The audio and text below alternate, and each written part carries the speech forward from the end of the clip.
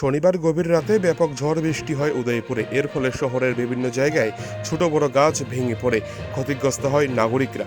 কিন্তু এদিন রাতে উদয়পুর জগন্নাথদিঘি পশ্চিম পাড় এলাকার বাসিন্দা পুলক দেবের ঘরের ওপর ভেঙে পড়ে 100 বছরের পুরনো একটি লিচু গাছ।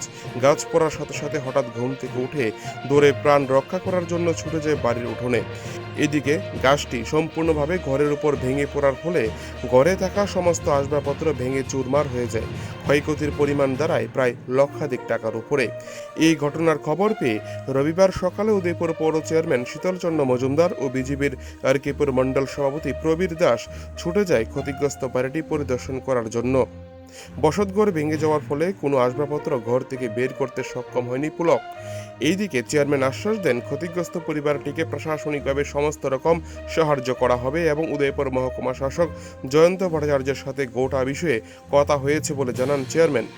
উদয়পুরে যেভাবে গত 3 থেকে 4 দিন ধরে একের পর এক ক্ষতিগ্রস্ত হয়েছে ঝড় তুফানে বিভিন্ন বাড়িঘর, তাতে করে সাধারণ মানুষের মধ্যে মেঘের ঘনঘটা আকাশে দেখতে পেলে এক ভয়ের পরিবেশ মনের মধ্যে আঁকড়ে ধরছে বলে মনে করছে উদয়পুরের বাসিন্দারা।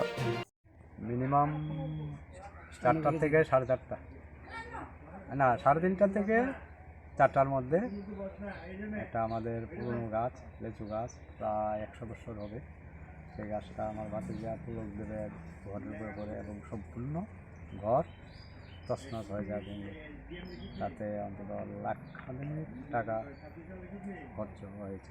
আহত হয়েছে নাকি?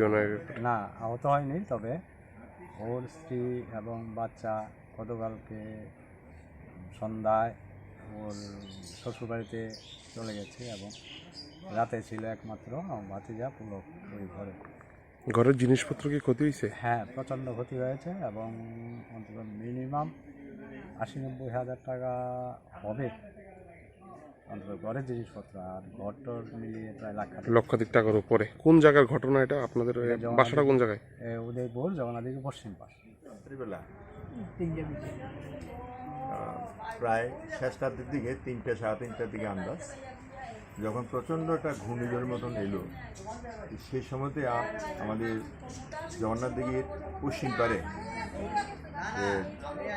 আমাদের তপন দেবের বাড়ি আছে। সেই তপন দেবের বাড়ির মধ্যে একটা বিশাল একটা লিচু গাছ ওনার একটা ঘরে পড়ে ঘরটা সম্পূর্ণ বিধ্বস্ত হয়ে যায়। আপনার ক্যামেরাতে সেটা নিশ্চয়ই আপনি দেখছেন, তুলেছেন ছবি। তো আমরা খুব দুঃখিত, এমন একটি ঘটনা ঘটেছে। ঘরটার ভিতরে ওটা থাকতো তো ওনার ছোট ছেলে পুলক, তার স্ত্রী কন্যা নিয়ে।